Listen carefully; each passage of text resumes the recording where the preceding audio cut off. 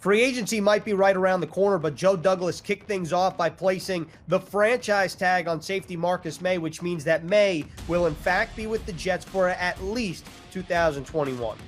Joe Douglas reiterated throughout the offseason that keeping Marcus Maye a New York Jet was a priority. This ensures that Maye is not going anywhere, and now Douglas and Maye's representatives have some more time to work on a long-term extension. If that does not occur by the middle of July, then Maye will have an opportunity to sign his one-year tender. The Jets think so highly of Maye because he was one of 3 defenders in the National Football League last season who had more than 60 tackles, 2 interceptions, and 2 forced fumbles. He was the Curtis Martin team MVP. He is central command, the quarterback of the secondary, a versatile ball player, and he is a tremendous leader as well. The Jets are implementing 2 new systems, and on the defensive side of the ball with Jeff Ulbrich, the Jets have now 11 unrestricted free agents. Does anyone catch your eye more than others? Well, Jordan Jenkins, amazingly, is the longest tenured New York Jet, and he's given the Jets a lot of good play over the years. But this team right now is going through a transition on the defensive side of the ball, like you mentioned, moving from a 3-4 to a 4-3. So we'll watch what happens with Jenkins. And how about the nickel position? Brian Poole has played well for the Jets over the past 2 seasons, appearing in 23 contests, but he's also an unrestricted free agent, and the nickel position is so critical in the National Football League. Let's see what develops there.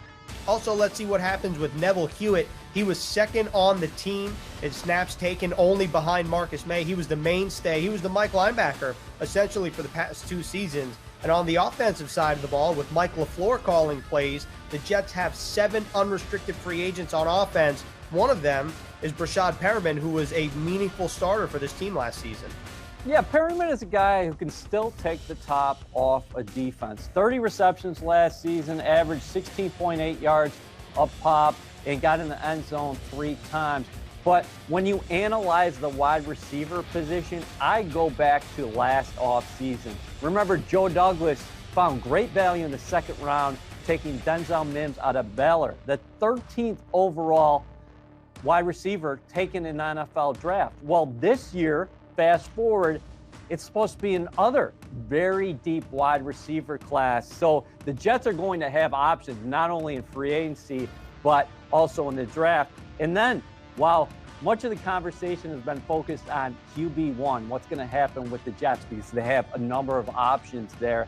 What about QB2? Joe Flacco was the backup for the Jets after signing a 1-year deal in the offseason, and he started 4 games for the Green and White last season. If Flacco is not in the Jets' plans, where do they go at that backup spot? And also Frank Gore, an unrestricted free agent. What does his NFL future hold, not only with the Jets? Pat Elflein, Josh Andrews started 10 games for the offensive line combined last season. And free agency, I mentioned it before, it's right around the corner, and EA and I will continue to break down not only the Jets' options internally, but externally right here on NewYorkJets.com.